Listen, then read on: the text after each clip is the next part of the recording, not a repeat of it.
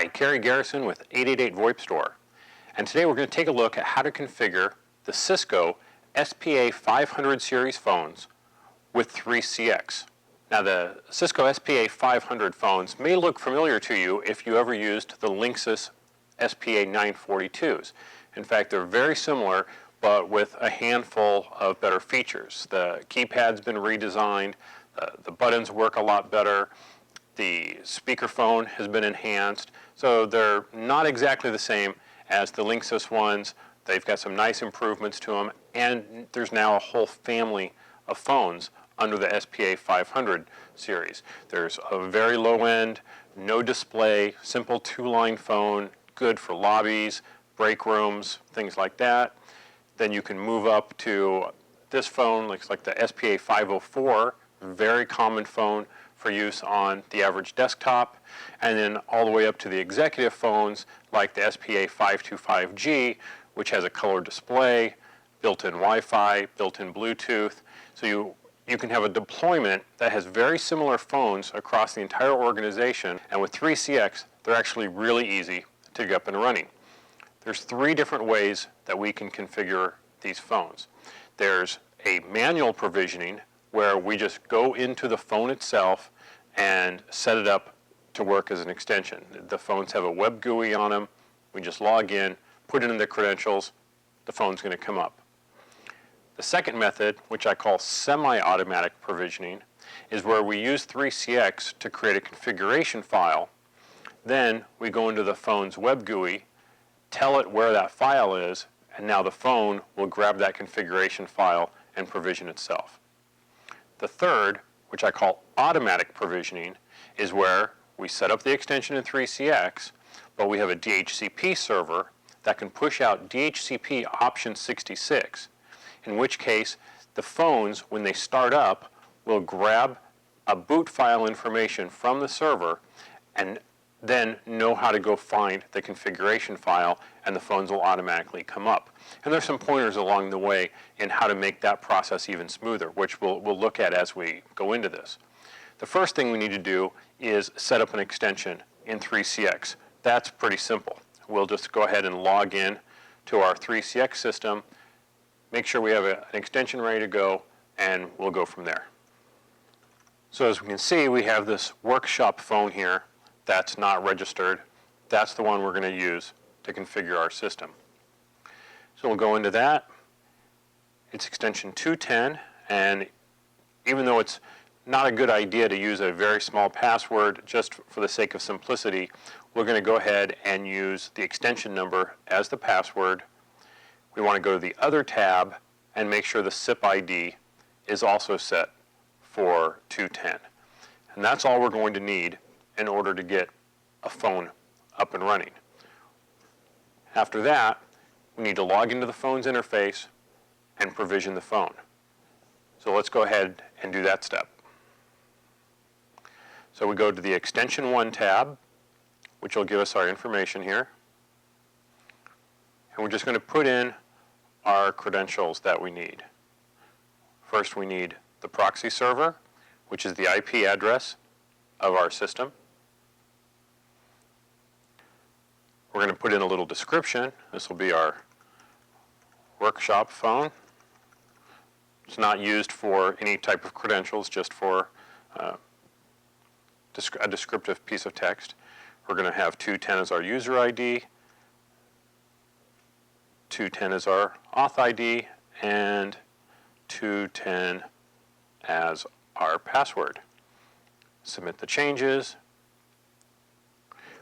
and in about 35 seconds, the phone will come back up and it'll be registered to use that extension. So pretty simple to get a phone set up and provisioned manually. I wouldn't recommend doing that on a large install. It's going to take you a lot more time. The faster way is going to be to use the provisioning that's built in to 3CX. So let's go ahead and take a look at that. So let's go back to our extension here, and we'll go to the Phone Provisioning tab. We're going to put in the MAC address of the phone. Now, if you're doing a number of phones, you may want to just get a little barcode reader, little USB thing, costs you about $30, make entering that MAC address much easier. You can also put this into a spreadsheet and upload a spreadsheet full of all the extensions and do it all in one shot. We're going to make sure that we've selected the right phone, which is an SPA504G, and we're going to say OK. So now, regardless of whether we're going to use semi-automatic provisioning or fully automatic provisioning, 3CX is now set up and it has a configuration file that we're going to use to provision the phone. The next step is now to tell the phone where to grab that configuration file from. Again, we're going to go back to our configuration utility. We're going to go to the provisioning tab and we're going to give it this particular string right here. Now, if we're using Cassini, this is what the string is going to look like. It's going to be the IP address, :51/provisioning/ $MA, which is going to expand to the MAC address of the phone, .xml. If, however, you're using IIS, that's going to be a little bit different. In that case, it's going to be like this. The IP address /management/provisioning/ $MA.xml. But in our case, we are using Cassini, so I'm going to put that back, 5481/provisioning, and I'm going to submit changes. Now, that's going to tell the phone to go grab that profile file from the 3CX machine and use it to configure itself. Again, pretty simple, a lot better than having to go into the phone and set the different options up. We can just copy that string and put it into every phone and get those phones configured very, very quickly. The next version is going to be how to do this all automatically without any intervention. Now, we still have to do the 3CX setup.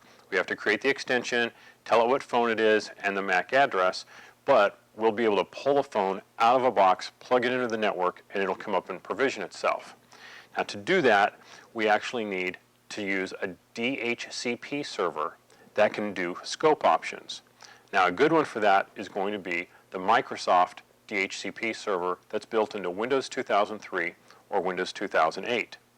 Now, I'm going to go ahead and I'm going to log in to my system, and we'll show you how to configure the DHCP server. Okay, so now we're looking at the DHCP server manager in Windows Server 2008. I'm going to open IPv4, go to my scope options, and you can see I've added 066 boot server hostname.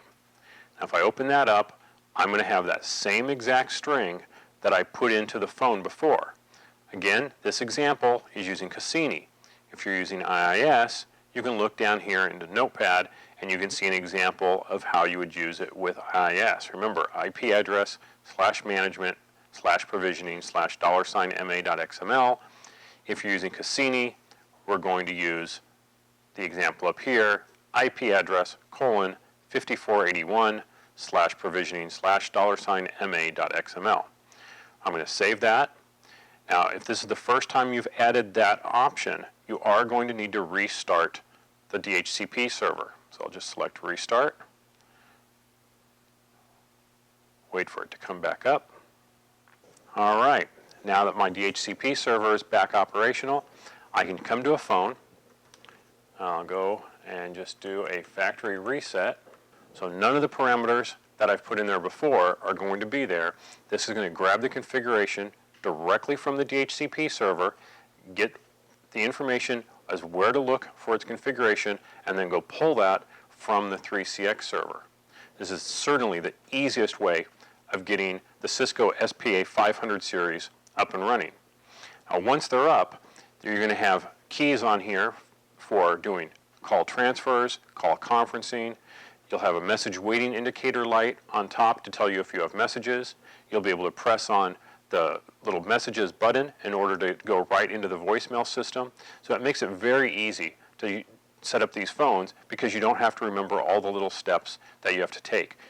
One little setup within 3CX, tell the phone to get the file, and you are set to go. The phone's going to take about a minute to boot up, it's going to have to reboot a couple times, and then it'll be completely operational, and that's all there is to it. So that's all there is. That's how to configure a Cisco SPA500 series phone with 3CX. Thanks for watching.